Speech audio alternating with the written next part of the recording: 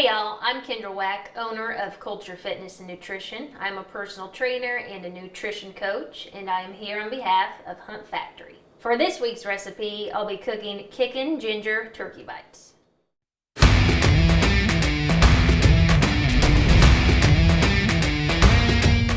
We're using a wild turkey breast from a turkey I shot earlier this spring. First and foremost, you want to brine the turkey breast. This is important for leaner cuts of meat because this will denature the protein in a sense and make it more tender and keep it moist. Being there's no fat when you are cooking it, it's going to be a little bit dry. You want to trim up the turkey breast to get all the tendons, a lot of the silver skin away, just so you have a more tender piece of meat. Salting it ahead of time allows the salt to soak into the meat versus if you're cooking it and you put the salt on top, it's going to stay on top of the meat and not allow it to sink into the meat for more flavor. Alright, once you get all of the silver skin trimmed off the tendons and the nasty stuff, you're going to cube the meat up in about inch-sized pieces. The next step is to toss our turkey bites with cornstarch and seasoning. So depending on the size of the turkey breast, you're going to use around 3 tablespoons of cornstarch, garlic powder, pepper, onion powder, kosher salt. And the reason I use kosher salt is because it has more flavor, it is coarser, and has no additives. If you look at table salt, a lot of times it has iodine added into it, and they use sugar to help with an anti-caking agent with the iodine in the salt. And then we're going to toss in the turkey bites into this mixture here. So add them into your bowl.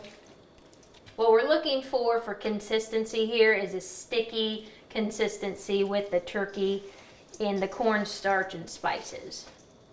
And if you need more cornstarch or spices, you can add those in as well. Next, we're going to turn the stove on to medium heat and then wait for the oil to heat up before we start adding in the turkey bites. And then as far as oil goes, you can use whatever type of oil you prefer. I prefer to use avocado oil just because it's healthier compared to canola oil or any other type of seed oil like peanut oil, as well as vegetable oil. So what you're looking for is the outside edges to get a little bit golden brown, and then you're going to flip them over so they'll cook on the other side. Once the turkey bites are golden on both sides, we're going to pull them off. Turkey breast is a leaner cut of meat compared to the turkey thighs, which is a darker meat. The darker meat actually has more nutrition. It's higher in iron, and actually the protein in the darker meat is also more nutritious compared to the leaner meat. Obviously, the thigh meat has a lot more fat in it compared to the breast, where it is more lean. The white meat is actually higher in vitamin B. Vitamin B is used for a lot of energy and metabolism within your body. One thing you can do, personal preference, is salt the turkey bites when you pull them off, just salt to taste. Alright, the next step is to make the sauce. So I use liquid aminos. You can use soy sauce, you can use coconut aminos, whatever you prefer. Liquid aminos are gluten-free versus soy sauce actually uses gluten in the processing. So we're going to use about a cup of soy sauce or liquid aminos, whatever you choose. Some pepper, onion powder, cayenne pepper, and then I'm going to add in minced garlic and minced ginger. I'm going to turn the stove on to medium heat. We're going to warm the sauce up, and then once it becomes warm, we're going to add in brown sugar. You want to add in the brown sugar close to the end, that way it thickens up.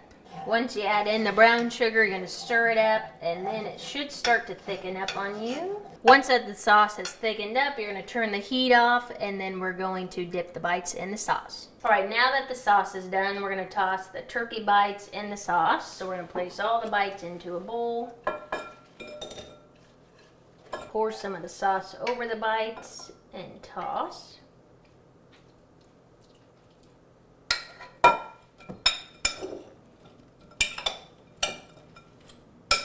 You may or may not use all the sauce, just depending how big the turkey breast is. Okay, you can conserve some of the sauce that you have left over for dipping purposes. This is actually one of my favorite ways to cook turkey. just because the traditional way that I'm used to is breading the turkey and frying it. Using cornstarch allows the turkey to crisp up, and then it's a healthier version. You can use avocado oil versus seed oil. I hope you enjoyed my recipe for the Kickin Ginger Turkey Bites. If you haven't already, please follow Hunt Factory as well as myself using the links below.